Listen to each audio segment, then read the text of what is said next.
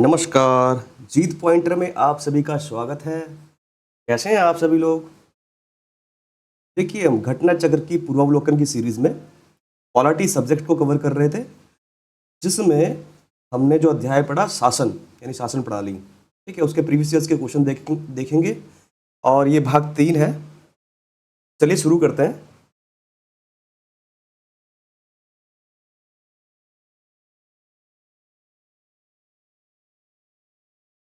ठीक है, प्रश्न संख्या 30।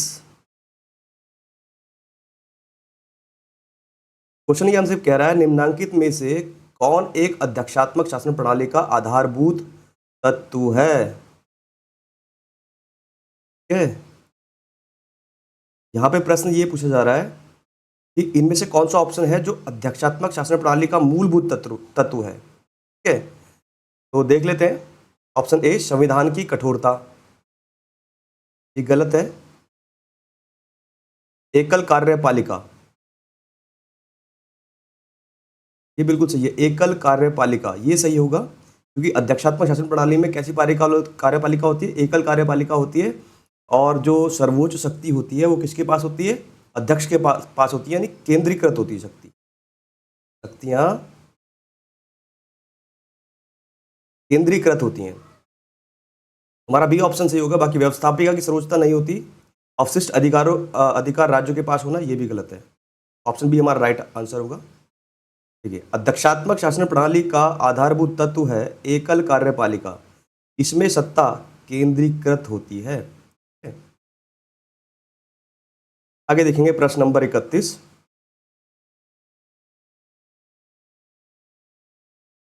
निम्नलिखित में से कौन सा सही है? अध्यक्षात्मक शासन प्रणाली की विशेषता है। यहाँ पे बात की जा रही है कि इनमें से कौन सा सही है, मतलब कौन सी विशेषता है अध्यक्षात्मक शासन प्रणाली की। पहला, कार्यकारिणी का प्रमुख राष्ट्रपति होता है, ये गलत है। एक राष्ट्रपति अपने मंत्रिपरिषद का चयन स्वयं करता है। माफी चाहूँ, हाँ, ये कार्यकारिणी का प्रमुख राष्ट्रपति होता है। अध्यक्षात्मक शासन प्रणाली में जो उच्च पदाधिकारी होगा वो कौन होगा? राष्ट्रपति होगा, ये सही है, राष्ट्रपति होगा। ठीक है, राष्ट्रपति अपने मंत्रिपरिषद का चयन स्वयं करता है, बिल्कुल सही है। फिर राष्ट्रपति के पास ही क्या होगी? शक्ति होती है, और अपने मंत्रिपरिषद का चयन भी राष्ट्रपति स्वयं करेगा, ये भी सही है। राष्ट्रपति व्यवस्थापिका को भंग नहीं कर सकता। ठीक है, तो यहाँ पे ये बोला जा रहा है जो व्यवस्थापिका है, जो संसद है, उसको जो है राष्ट्रपति भंग नहीं कर सकता, बिल्कुल सही है, ये भी सही है। डी है, ऊपर वर्णित सभी तथ्य सही है, तो हमारा डी आंसर सही होगा, क्योंकि ये तीनों ऑप्शन सही है। अध्यक्षात्मक शासन प्रणाली की विशेषता है कि कार्यकारिणी का प्रमुख राष्ट्रपति होता है। ठीक है, राष्ट्रपति अपनी मंत्रिपरिषद का चयन स्वयं अपने विवेक से करता है, तथा राष्ट्रपति व्यवस्थापिका यानी संसद को भंग नहीं कर सकता। अतः उपर्युक्त तीनों विकल्पों के कथन सही हैं। ठीक है, आगे देखेंगे प्रश्न संख्या 32। अध्यक्षात्मक शासन का उदय सर्वप्रथम किस देश में हुआ? ठीक है, जो प्रेसिडेंशियल जो शासन हुआ, रूल स्टार्ट हुआ, अध्यक्षात्मक रूल जो स्टार्ट हुआ, वो सबसे पहले यूएसए से स्टार्ट हुआ, संयुक्त राज्य अमेरिका से। ठीक है, तो डी आंसर हमारा सही होगा। अध्यक्षात्मक शासन व्यवस्था का उदय सर्वप्रथम संयुक्त राज्य अमेरिका में हुआ। इस शासन प्रणाली में प्रमुख कार्यकारी शक्ति किसके पास होगी? राष्ट्रपति के पास होती है। वह लोगों द्वारा प्रत्यक्ष या अप्रत्यक्ष रूप से निश्चित अवधि के लिए चुना जाता है। इस शासन प्रणाली में कार्यपालिका विधायिका से पृथक होती है। ठीक है, आगे देखेंगे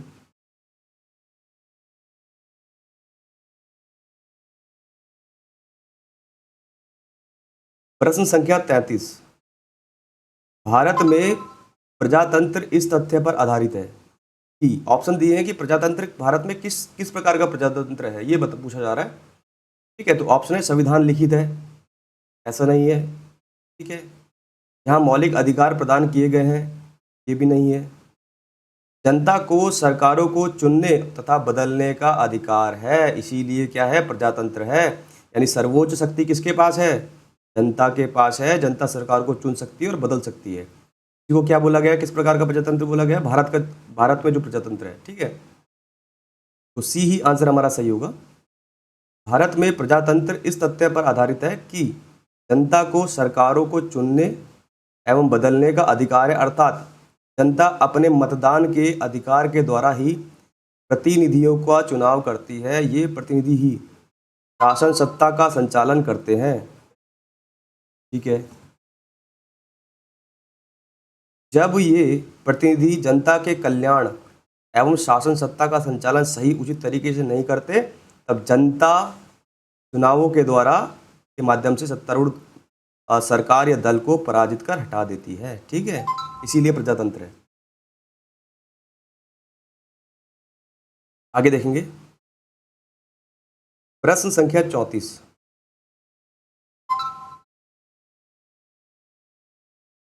लोकतंत्र का उत्कृष्ट गुण क्या है, यहाँ पे बोला जा रहा है। यह है कि वह क्रियाशील बनाता है। क्या क्रियाशील बनाता है? जो लोकतंत्र है उसका जो बहुत अच्छा गुण यानी विशेष गुण क्या है, वह किस चीज को क्रियाशील बनाता है, देख लेते हैं ऑप्शन में। साधारण पुरुषों एवं महिलाओं की बुद्धि और चरित्र को, इससे तो कोई मतलब ही नहीं है। हाँ हाँ बिल्कुल सही है, साधारण पुरुषों और महिलाओं के बुद्धि और चरित्र को। ऐसा क्यों है, पहले और ऑप्शन देख लेंगे। कार्यपालक नेतृत्व को सशक्त बनाने वाली पद्धतियों को, ये नहीं है।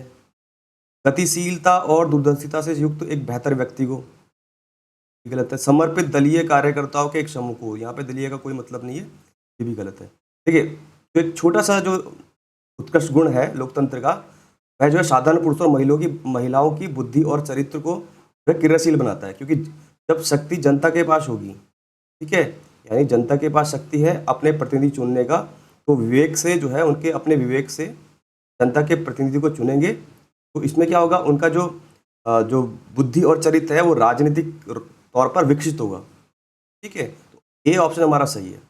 लोकतंत्र का उत्कृष्ट गुण यह है कि वह साधारण पुरुषों और महिलाओं की बुद्धि और चरित्र को क्रियाशील बनाता है। लोकतंत्र में सामान्य नागरिकों की समुदाय में पर्याप्त भागीदारी, देखिए भागीदारी की अपेक्षा होती है। एक अच्छे नागरिक की सक्रिय भागीदारी स्वस्थ समाज के निर्माण के लिए महत्वपूर्ण है। क्योंकि लोकतंत्र को अच्छे नागरिक की जरूरत होती है, इसलिए वह अच्छे व्यक्ति का विकास करता है। लोकतांत्रिक नागरिकता एक बौद्धिक कार्य है। इसमें आम लोगों को राजनीतिक मुद्दों, देखिए राजनीतिक मुद्दों और उम्मीदवारों के बारे में निरंतर निर्णय लेने की जरूरत होती है, ठीक है। यानी कि राजनीतिक अब जो है विकास हो रहा है, ठीक। नागरिकों का लोकतंत्र में इन निर्णयों के लिए नागरिक एक दूसरे से बात करते हैं, बिल्कुल, और एक दूसरे से सीखते हैं, ठीक है, अपनी बुद्धि विकसित करते हैं, ठीक है। तो बुद्धि का विकास होता है। आगे देखेंगे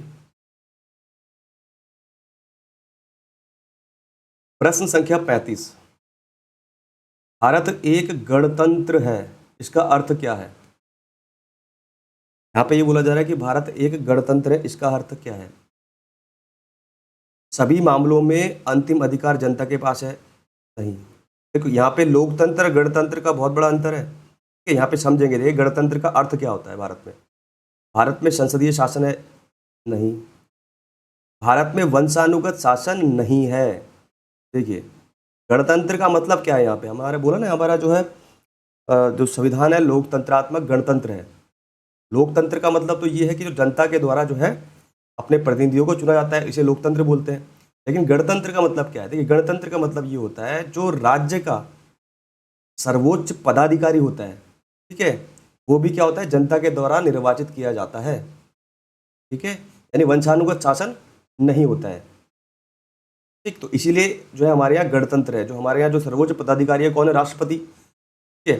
तो राष्ट्रपति को भी क्या किया जाता है? निर्वाचित किया जाता है।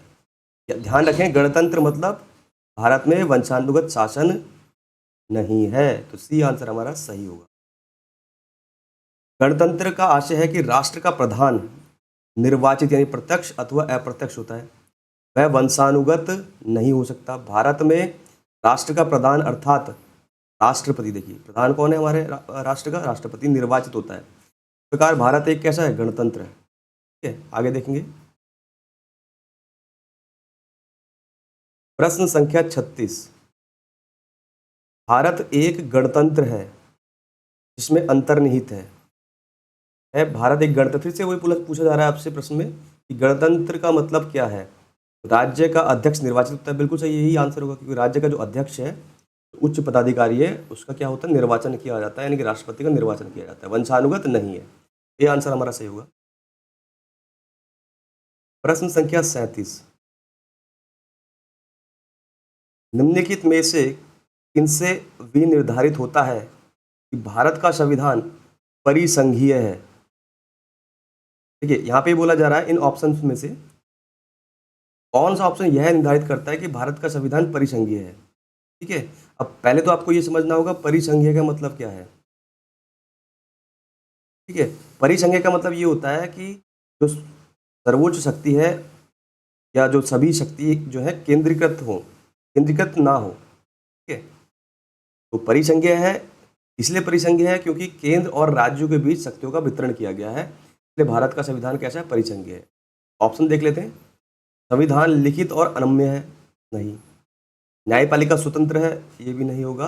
अवशिष्ट शक्तियों का केंद्र में निहित होना, ये तो बिल्कुल नहीं होगा। ठीक है, केंद्र और राज्यों के बीच शक्तियों का वितरण, तो केंद्र और राज्यों के बीच शक्तियों का वितरण है, इसीलिए क्या है, भारत का संविधान परिसंघीय है। कोई राज्य संघात्मक है अथवा एकात्मक है, यह संविधान द्वारा संघ और राज्यों के मध्य शक्तियों के विभाजन के आधार पर जाना जाता है, बिल्कुल सही है। यदि संघ एवं राज्यों के मध्य शक्तियों का विभाजन है, उस राज्य को संघीय राज्य कहा जाता है। ठीक है, या परिसंघीय राज्य, संघीय बोल लो या परिसंघीय बोल लो। भारत का संविधान परिसंघीय है क्योंकि केंद्र और राज्यों के बीच शक्तियों का वितरण है। ठीक है, आगे देखेंगे। प्रश्न संख्या 38, भारतीय संविधान कैसा है। यहाँ पे ये बोला जा रहा है भारतीय संविधान कैसा है, कठोर है, नहीं। लचीला है, नहीं। ना ही कठोर है ना ही लचीला है, ये भी गलत होगा, क्योंकि भारत का संविधान अंशतः कठोर है और अंशतः लचीला है, यानी मीडियम है, ना तो ज़्यादा कठोर है और ना ही ज़्यादा लचीला है, ऐसा नहीं कह सकते। थोड़ा कठोर है और थोड़ा लचीला है, यानी अंशतः कठोर है और अंशतः लचीला है। ये बिल्कुल राइट आंसर होगा। ऑप्शन के हिसाब से आंसर देंगे, ध्यान रखेंगे, डी हमारा राइट आंसर है। भारतीय संविधान को कठोर और नम्य का मिश्रण माना जाता है, अतः अंशतः कठोर और अंशतः लचीला संविधान है। इसके कतिपय उपबंधों को संसद द्वारा साधारण बहुमत से ही संशोधित किया जा सकता है, जबकि कुछ उपबंधों के संशोधन के लिए अनुच्छेद 368 के अधीन 2/3 बहुमत की आवश्यकता होती है। साथ ही कुछ विशिष्ट उपबंधों के संशोधन के लिए संसद के विशेष बहुमत के अतिरिक्त आधे और अन्य राज्यों को अनुसमर्थन की भी आवश्यकता होती है। ठीक है, आगे देखेंगे। प्रश्न संख्या 39, भारत की संसदीय शासन प्रणाली एवं ब्रिटेन की संसदीय शासन प्रणाली में अंतर का बिंदु निम्नलिखित में से कौन है। यहाँ पे ये बोला जा रहा है आपसे कि जो भारत की संसदीय प्रणाली है और जो ब्रिटेन की संसदीय प्रणाली है, उन दोनों की संसद प्रणाली में क्या डिफरेंस है, क्या अंतर है। ठीक है, तो ऑप्शन देख लेते हैं। पहला ऑप्शन है सामूहिक उत्तरदायित्व, ये नहीं है, तो दोनों में है। भारत की संसदीय शासन प्रणाली और ब्रिटेन की संसदीय शासन प्रणाली में भी ये गुण है, जो सामूहिक उत्तरदायित्व होता है। ठीक है, दूसरा है न्यायिक समीक्षा, देखिए बिल्कुल सही है। तो न्यायिक समीक्षा है वो हमने कहाँ से ली है, अमेरिका से ली है। ठीक है, तो लेकिन ये ब्रिटेन में नहीं है, तो हमारा बी आंसर राइट होगा। बाकी द्विसदनात्मक व्यवस्थापिका ब्रिटेन की शासन प्रणाली में भी है और हमारी में भी है। वास्तविक और नाममात्रिक कार्यपालिका ये दोनों में है। आंसर हमारा बी सही होगा, राइट। ये डिफरेंस है कि न्यायिक समीक्षा है हमारी शासन प्रणाली में, लेकिन ब्रिटेन की शासन प्रणाली में नहीं है।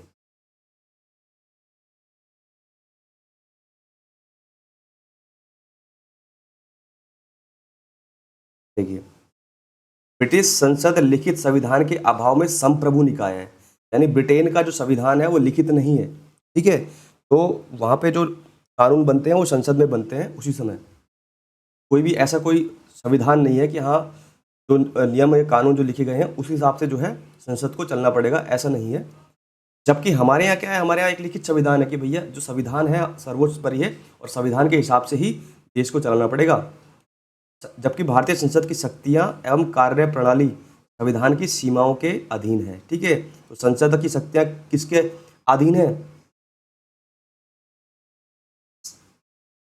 संविधान के अधीन है, जिनकी न्यायिक समीक्षा की जा सकती है। ठीक है, आगे देखेंगे। प्रश्न संख्या 40, निम्न कथनों पर विचार कीजिए, अंत में दिए गए कूट से सही उत्तर का चयन कीजिए। देखिए कथन क्या कह रहा है, कथन कह रहा है आपसे भारत के संविधान में एक संघीय प्रणाली प्रणाली का प्रावधान है। बिल्कुल सही है, कथन बिल्कुल सही है, क्योंकि संघीय प्रणाली का प्रावधान है। उसने एक बहुत शक्तिशाली केंद्र की रचना की है। ठीक है, देखिए ये भी सही है, देखिए ये स्टेटमेंट भी सही है और ये स्टेटमेंट भी सही है, लेकिन दोनों स्टेटमेंट को समझेंगे। पहली बात तो ये कि संघीय प्रणाली का मतलब क्या होता है। संघीय प्रणाली का मतलब ये होता है कि केंद्र और राज्य के बीच शक्तियों का स्पष्टता विभाजन होना चाहिए। ठीक है, उसको संघीय प्रणाली कहते हैं। लेकिन यहाँ पे जो बात की जा रही है कि उसने यानी भारत के संविधान ने एक शक्तिशाली केंद्र की रचना की है। बिल्कुल सही है, क्योंकि जो जो शक्ति जो केंद्र है वो शक्तिशाली है, राज्य से ज़्यादा शक्तिशाली है। दोनों सही हैं, लेकिन ये जो है जो शक्तिशाली केंद्र और ये संघीय प्रणाली, ये एक दूसरे के अपोजिट हो जाते हैं। इसलिए ए और आर दोनों सही है, लेकिन आर ए की सही व्याख्या नहीं करता है। शक्तिशाली केंद्र कैसे है? क्योंकि हर राज्य में एक राज्यपाल की व्यवस्था की गई है। ठीक है, तो राज्यपाल की व्यवस्था, राज्यपाल को जो है कौन चुनता है? राष्ट्रपति, हर राज्य में। तो इसलिए केंद्र क्या होता है? ज़्यादा शक्तिशाली हो जाता है। ठीक है, तो ए भी सही है, आर भी सही है, लेकिन आर ए की सही व्याख्या नहीं करता है। ठीक है, तो देख लेंगे ऑप्शन ए, दोनों ए आर सही है, आर ए की सही स्पष्टीकरण बिल्कुल गलत है, ये नहीं है। बी, दोनों ए और आर सही है, परंतु आर ए की का सही स्पष्टीकरण नहीं है। ठीक है, तो बी हमारा राइट आंसर होगा। आगे देखेंगे। भारतीय संविधान एक संघीय प्रणाली का प्रावधान करता है। बिल्कुल सही है, क्योंकि केंद्र और राज्यों के मध्य शक्तियों का स्पष्टता विभाजन है। यद्यपि यह पूर्ण संघ नहीं है, देखिए पूर्ण संघ नहीं है, क्योंकि इसके कई प्रावधान एक शक्तिशाली केंद्र की रचना करते हैं। ठीक है, आगे देखेंगे।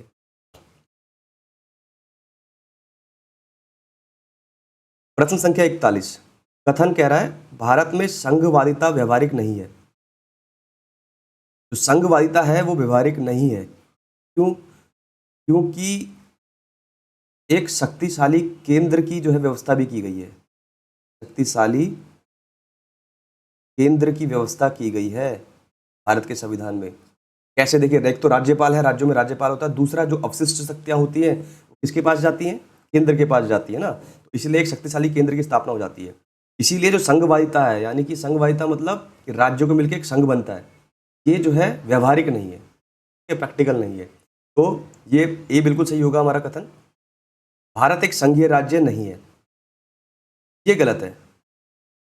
क्यों? क्योंकि भारत एक संघीय राज्य है, क्योंकि यहाँ पे केंद्र कुछ ऐसे भी जो है व्यवस्था की गई है, केंद्र और राज्य के बीच शक्तियों का विभाजन किया गया है, इसलिए जो है संघीय राज्य है। लेकिन संघवादिता व्यवहारिक नहीं है। ठीक है, ए हमारा सही होगा, आर गलत होगा। तो देख लेते हैं, ए आर दोनों सही है, आर ए की सही व्याख्या है गलत। ए तथा आर दोनों सही है, परंतु आर ए की सही व्याख्या है ये गलत। ए सही है परंतु आर गलत है, बिल्कुल सही है, सी हमारा राइट आंसर होगा। आगे देखेंगे।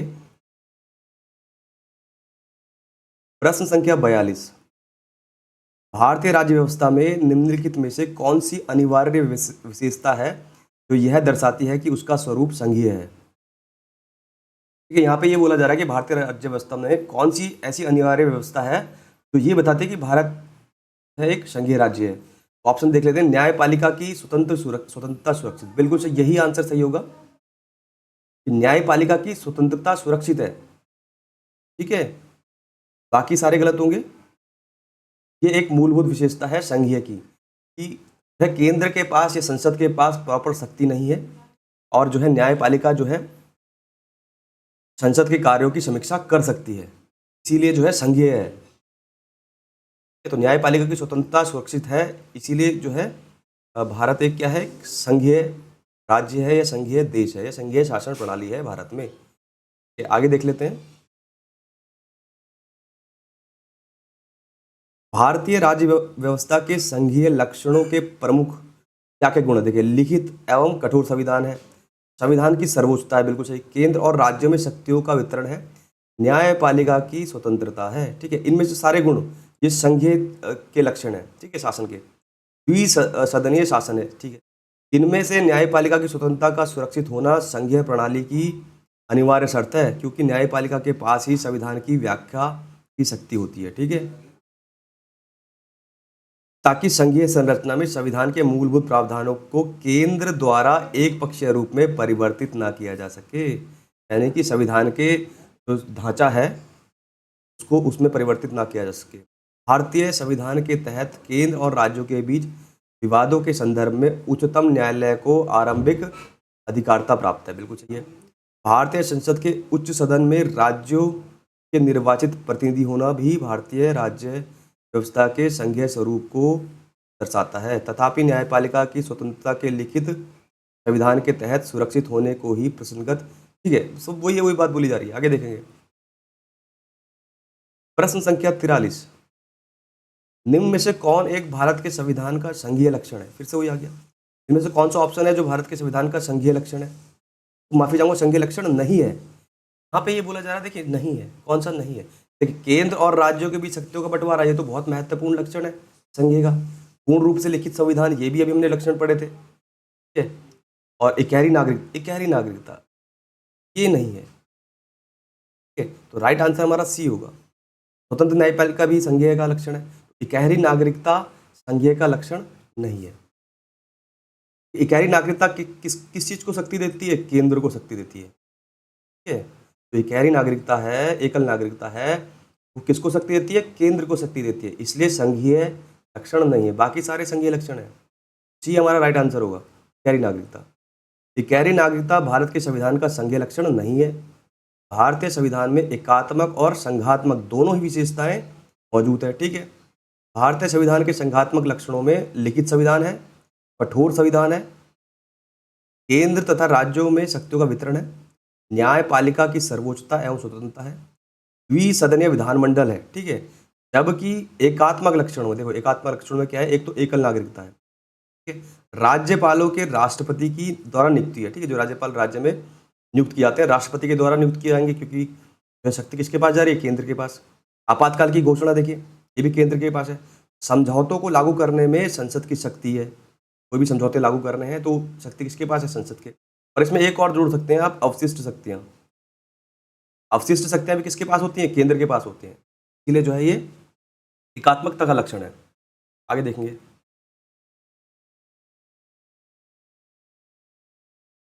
प्रश्न संख्या 44, भारतीय संघीय व्यवस्था में कौन से एकात्मक तत्व पाए जाते हैं? यहाँ पे फिर बात की जा रही है एकात्मक तत्वों की। एकात्मक तत्व कौन से होते हैं? ठीक है, लिखित संविधान, ये बिल्कुल गलत होगा। लिखित संविधान तो किसको शक्ति देता है? लिखित संविधान संघीय प्रणाली को शक्ति देता है। ठीक है, संघात्मक को शक्ति देता है, एकात्मक को जो है शक्ति नहीं देता है लिखित संविधान। ठीक है, तो ये नहीं होगा। कठोर संविधान भी किसको देगा? संघात्मक को देगा। ठीक है, क्योंकि केंद्र और राज्यों के बीच जो है, केंद्र जो है राज्यों में प्रॉपर तरीके से जो है फाउंडेशन नहीं कर सकता है। कठोर संविधान है हमारा, ये भी नहीं होगा। संविधान की सर्वोच्चता, ये भी नहीं होगा, क्योंकि संविधान सर्वोच्च है इसलिए एकात्मक नहीं हो सकता। ठीक है, कोई भी जो है शक्ति जो है केंद्र के पास नहीं है पूरी। राज्यपाल की नियुक्ति, देखिए बिल्कुल सही, ये हमारा सही होगा, राज्यपाल की नियुक्ति, क्योंकि राज्यपाल की नियुक्ति ही जो है एकात्मकता को शक्ति देता है। क्योंकि राज्यपाल की नियुक्ति राज्य में किसके द्वारा की जाती है? राष्ट्रपति के द्वारा की जाती है, इसलिए जो है शक्ति किसके पास जा रही है? केंद्र के पास जा रही है। ये सही होगा। शक्तियों का विकेंद्रीकरण, ये समझेंगे। देखिए, शक्ति का विकेंद्रीकरण की बात की जा रही है।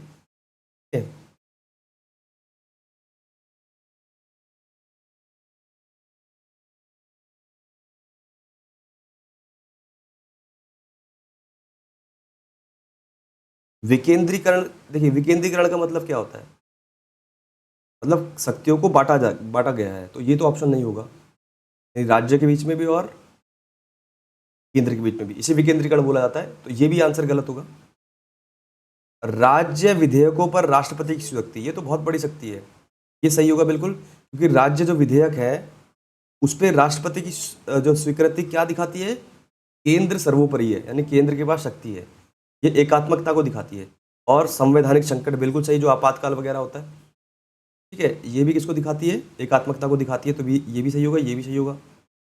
एक सर्वोच्च न्यायालय, ये दिखाती है संघात्मक को, क्योंकि अगर न्यायालय के पास सर्वोच्च शक्ति होगी तो केंद्र के पास शक्ति नहीं होगी। ठीक है, तो राज्यपाल की नियुक्ति, राज्य विधेयक पर राष्ट्रपति की स्वीकृति और संवैधानिक संकट, ये हमारे क्या है, एकात्मकता की व्यवस्था को दिखाते हैं। तो ऑप्शन हमारा जो है देख लेंगे, डी ऑप्शन हमारा सही होगा। ठीक है, ये छत्तीसगढ़ पीसीएस में आया है ये क्वेश्चन, 2017 की बात की जा रही है। ठीक है, अब समझेंगे इसको व्याख्या देख लेते हैं। डी सही उत्तर है, सभी तत्वों में से क्रम संख्या, ये बात की जा रही है क्रम संख्या 4, 6 और 7 पर उल्लेखित तत्व ही भारतीय परिसंघीय व्यवस्था में एकात्मक तत्व है। ठीक है, क्रम संख्या 1, 2 और 3 पर उल्लेखित तत्व सभी तत्व परिसंघीय व्यवस्था है, बिल्कुल सही है। और क्रम संख्या 5 पर उल्लेखित तत्व शक्तियों के विभाजन के पर्यायवाची के रूप में ले तो वह तत्व परिसंघीय व्यवस्था का कारक तत्व अथवा सर्वाधिक आधारभूत तत्व है, बिल्कुल, क्यों, शक्तियों का विकेंद्रीकरण यानी शक्तियों का विभाजन। तुमने पढ़ा था ऑप्शन नंबर 5 पढ़ा था, ऑप्शन नंबर 5 शक्तियों का विकेंद्रीकरण। ठीक है, ये तो बहुत बड़ी जो है संघीय व्यवस्था को दर्शाता है, क्योंकि इसमें शक्तियों का विभाजन किया जाता है, विकेंद्रीकरण किया जाता है। ठीक है, आगे देखेंगे। परिसंघीय व्यवस्था के अन्य सभी तत्व इसी तत्व से निकले हैं। हमारी राज्य व्यवस्था आधारित रूप से परिसंघीय है। ठीक है, परंतु वह संघ सरकार की तरफ झुकी हुई है। ठीक है, संघ सरकार की तरफ झुकी हुई है। राज्यपालों की नियुक्ति एवं कतिपय उपबंध राज्यों में संवैधानिक तंत्र की विफलता संबंधी उपबंध यानी अनुच्छेद 356 और 357। समवर्ती सूची, देखिए समवर्ती सूची किसको देती है, शक्ति केंद्र को देती है, और उसमें प्रगणित विषयों पर संघ की अध्ययन हुई विधायी शक्ति। यहाँ पे वही बस समझाने वाली बात कहा जा रहा है कि जो मान लीजिए संवैधानिक तंत्र की विफलता हो जाती है, जैसे राष्ट्रपति शासन लग जाता है, आपातकाल आ जाता है। ठीक है, तो ये शक्ति किसके पास चली जाती है, केंद्र के पास चली जाती है, यानी एकात्मक व्यवस्था हो जाती है। और समवर्ती सूची में भी किसके पास शक्ति होगी, केंद्र के पास। ठीक है, उनमें जो कानून बना सकता है केंद्र बना सकता है। राज्यों के नाम और भूगोल, देखिए यहाँ पे बात की जा रही है कि नाम और भूगोल बदलने की संसद की शक्ति अनुच्छेद 3 और 4 में। ठीक है, ये भी किसको दिखाती है, एकात्मकता को दिखाती है, यानी कि राज्यों के नाम और उनका भूगोल यानी राज्य क्षेत्र कौन बदल सकता है, संसद बदल सकती है, ये भी एकात्मक है। राज्यों की कमजोर वित्तीय शक्ति को भी, अगर वित्तीय शक्ति कमजोर है राज्यों की, तो ये भी शक्तियाँ किसके पास चली जाती हैं, केंद्र के पास। संविधान संशोधन में राज्यों की अपेक्षाकृत निर्बल भूमिका 368, जो संविधान संशोधन जो है अनुच्छेद 368, उसमें जो दिया गया है वो सर्वोच्च शक्ति किसके पास है, संसद के पास है संविधान में संशोधन करने की, राज्यों की शक्ति उसमें नहीं है। तो ये भी किसको दिखाती है, एकात्मकता को दिखाती है। अखिल भारतीय सेवा संबंधी संवैधानिक अन्य विधिक उपबंध, और अखिल भारतीय सेवा का सृजन किसमें है, 315 में। कौन करती है, संसद करती है। तो ये भी किसको दिखाती है, एकात्मकता को दिखाती है, यानी कि केंद्र के पास शक्ति दिखाती है। राज्यसभा में राज्यों का असमान प्रतिनिधित्व और संबंधित राज्य का हित सुनिश्चित करने में राज्यसभा की कमजोर भूमिका है। तो राज्य में जो सीटों का जो आवंटन है उसमें भी क्या है, असमान प्रतिनिधित्व है, यानी केंद्र के पास ज़्यादा शक्ति होती है। ठीक है, जैसे संवैधानिक लक्षण हमारी राज्य व्यवस्था के एकात्मक तत्व हैं। तो ये जो अभी बताए हैं मैंने, जैसे कि संवैधानिक तंत्र विफल हो जाता है, या फिर जो है समवर्ती सूची है जिसमें केंद्र के पास शक्ति है। ठीक है, राज्यों की कमजोर वित्तीय शक्ति होती है तो केंद्र के पास शक्ति चली जाती है। ठीक है, संसद के पास। संविधान संशोधन में जो सबसे बड़ी शक्ति है किसके पास है, संसद के पास है, यानी केंद्र के पास है। अखिल भारतीय सेवाओं का सृजन की शक्ति किसके पास है, 315 में, केंद्र के पास है। ठीक है, राज्यसभा में जो है सीटों का आवंटन भी कैसा है, केंद्र के पास है। और राज्य की सीमाओं को बदलना या नाम को बदलना, ये भी शक्ति किसके पास है, संसद के पास है, यानी केंद्र के पास है। तो ये सारी व्यवस्थाएं जो की गई हैं ये एकात्मकता को दिखाती हैं। ठीक है, आगे देखेंगे।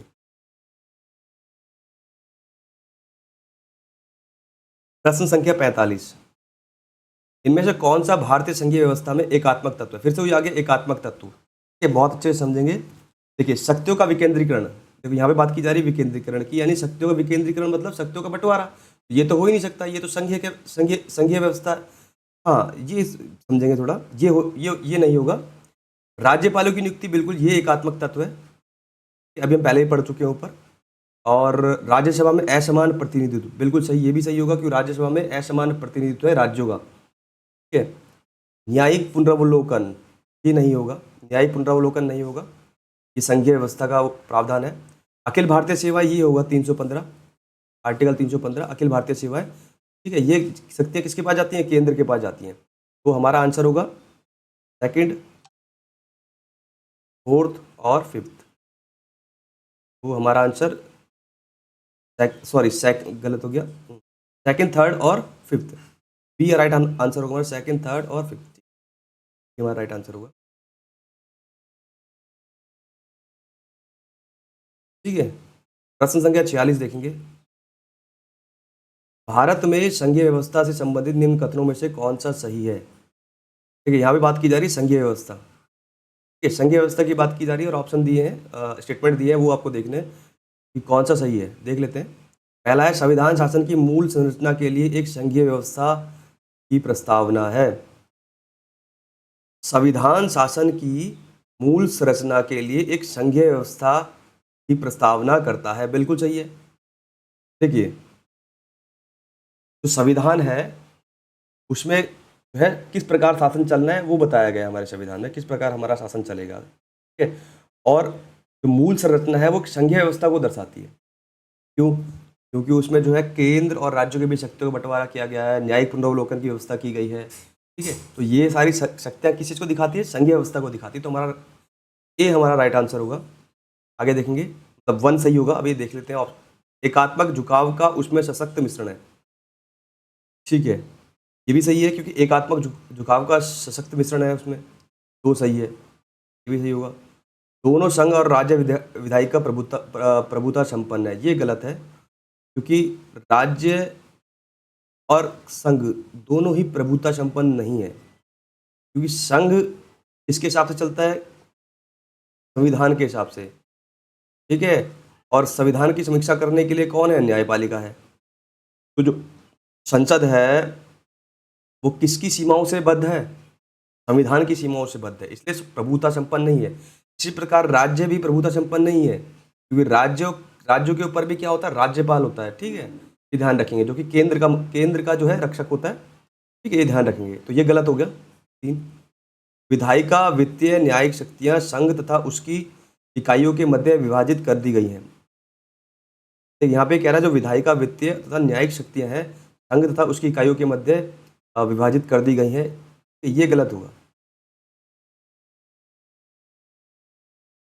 क्योंकि जो न्यायिक शक्तियां हैं सिर्फ संघ के पास नहीं है, राज्यों के पास भी है। और वित्तीय शक्तियां भी क्या है? सिर्फ संघ के पास नहीं है, राज्य में भी है।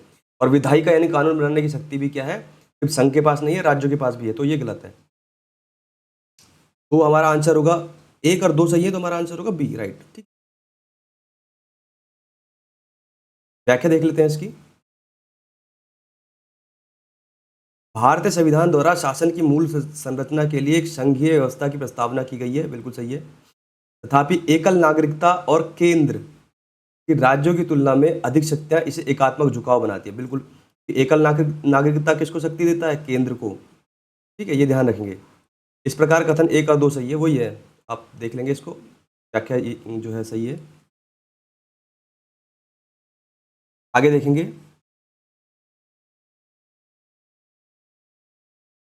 प्रश्न संख्या 47। देखिए, कथन है यहाँ पे, भारत का राष्ट्रपति परोक्षतः निर्वाचित होता है। यहाँ पे ये बोला गया है जो राष्ट्रपति है वो कैसा होगा? परोक्षतः निर्वाचित किया जाता है, बिल्कुल सही है, क्योंकि हमारे यहाँ गणतंत्र है। ठीक है, वंशानुगत वाला सिस्टम नहीं है हमारे यहाँ, अध्यक्ष वंशानुगत होता है, हमारे यहाँ जो है अध्यक्ष का निर्वाचन होता है, ये सही है। भारत में संसदीय प्रणाली को देखिए गणतंत्रवाद के साथ, है ना, गणतंत्रवाद के साथ जोड़ा गया है, बिल्कुल। क्यों? गणतंत्रवाद का मतलब क्या होता है कि जो प्रधान होगा, जो उच्च पदाधिकारी होगा राज्य का, वंशानुगत ना होकर निर्वाचित होता है। तो ये ऑप्शन जो कारण दिया गया है वो बिल्कुल सही है, इसकी व्याख्या कर रहा है। ठीक है, तो ये देख ले, दोनों ए और आर सत्य है और आर ए का एक मान्य स्पष्टीकरण है, बिल्कुल सही। तो हमारा आंसर ए सही होगा। ठीक है, देख लेते हैं भारत का राष्ट्रपति परोक्षता अप्रत्यक्ष रूप से निर्वाचित होता है, बिल्कुल सही है। भारत की संसदीय प्रणाली को गणतंत्रवाद के साथ जोड़ा गया है, जिसमें कोई अनुवांशिक शासक नहीं होता है, ठीक है, बिल्कुल सही है। राज्य के सभी पदाधिकारी प्रत्यक्ष और अप्रत्यक्ष रूप से जनता द्वारा निर्वाचित होते हैं, ठीक है। इस प्रकार कथन ए और कारण आर दोनों सही है, आर इसकी सही व्याख्या प्रस्तुत करता है, ठीक है। आगे देख लेते हैं।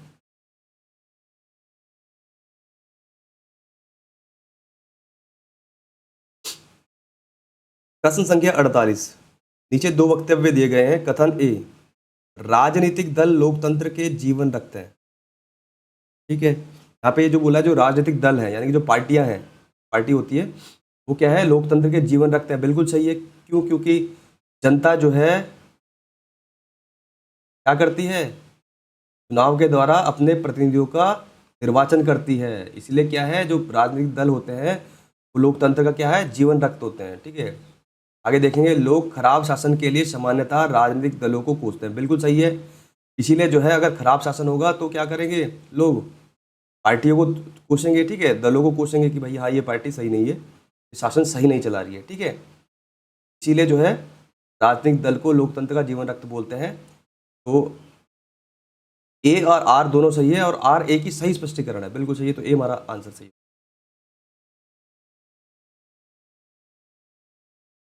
ठीक है। राजनीतिक दलों को लोकतंत्र का जीवन रक्त कहा जाता है क्योंकि राजनीतिक दल लोकतांत्रिक प्रणाली के अंतर्गत चुनाव में भागीदारी, सरकार का निर्माण एवं नागरिकों में राजनीतिक सहभागिता का प्रशिक्षण एवं अवसर प्रदान करते हैं। यह भी सत्य है कि लोग खराब शासन के लिए सामान्यतः राजनीतिक दलों को कोसते हैं, ठीक है, तो ये सही है। आगे देखेंगे, प्रश्न संख्या 49, भारत में दल विहीन प्रजातंत्र किसने प्रस्तावित किया था। देखिए यहाँ पे बात की जा रही है, किसने ये बोला था कि भारत में जो है दल विहीन प्रजातंत्र होना चाहिए। तो सबसे बड़ा नाम एक महात्मा गांधी जी का आता है पहले नंबर पे, ठीक है। तो यहाँ पे ऑप्शन एक तो महात्मा गांधी जी दिए गए हैं, लेकिन यहाँ पे जो है जयप्रकाश नारायण जी का भी नाम आता है। यहाँ पे सी और डी दोनों आंसर दिए गए हैं, लेकिन मोस्टली जो महत्वपूर्ण बात जो कही थी दल विहीन प्रजातंत्र की, वो महात्मा गांधी जी ने कहा था कि भारत में जो है एक ऐसा प्रजातंत्र होना चाहिए जो जिसमें कोई पार्टी ना हो, दल विहीन हो। महात्मा गांधी और जयप्रकाश नारायण ने भारत में दल विहीन प्रजातंत्र का समर्थन किया था। ये दलीय व्यवस्था के दोषों के कारण दल विहीन लोकतंत्र एवं सहभागी लोकतंत्र के समर्थक थे। कौन? महात्मा गांधी और जयप्रकाश नारायण, ठीक है, ध्यान रखेंगे। आगे देखेंगे, प्रश्न संख्या 50, कथन ए, भारत की संघात्मक संरचना का मुख्य उद्देश्य उसकी बहुआयामी विविधता में से एक राष्ट्र का निर्माण करना और राष्ट्रीय एकता को संरक्षित करना था। कथन क्या कह रहा है आपसे, कथन कह रहा है कि भारत की जो संघात्मक संरचना है उसका मुख्य उद्देश्य क्या था, कि बहुआयामी विविधता से एक राष्ट्र का निर्माण करना और राष्ट्रीय एकता को संरक्षित करना था। बिल्कुल सही बात है। संघात्मक व्यवस्था जो है इसीलिए बनाई गई थी कि जो है विविधता रहे, ठीक है, और एक राष्ट्र का निर्माण कैसा हो, एकता के संरक्षित रहे, इसीलिए संघात्मक व्यवस्था है, ठीक है। आगे देखेंगे ऑप्शन कारण में, विविधताओं के समंजन से एक सशक्त ना कि कमजोर भारतीय राष्ट्र का निर्माण हुआ। बिल्कुल सही। यहाँ पे कह रहे हैं कि जो विविधता है, मतलब केंद्र और राज्यों के बीच शक्तियों का बंटवारा किया गया, यानी विविधताओं का समंजन किया गया, उसमें जो है एक सशक्त राष्ट्रता का निर्माण हुआ है। बिल्कुल सही है, ए और आर दोनों सही है। इसीलिए जो है संघात्मक व्यवस्था को बहुआयामी विविधताओं में के तौर पर बनाया गया था, और उससे जो है एक सशक्त भारतीय राष्ट्रता का निर्माण हुआ है। बिल्कुल सही बात है। तो आर ए की सही व्याख्या कर रहा है, ए और आर दोनों अपने आप में सत्य है, और आर ए की सही व्याख्या है, तो बी हमारा राइट आंसर होगा। तो आशा करता हूँ आज हमने प्रश्न प्रीवियस ईयर के देखे, स्पष्टीकरण देखा, आशा करता हूँ आपको समझ में आया होगा।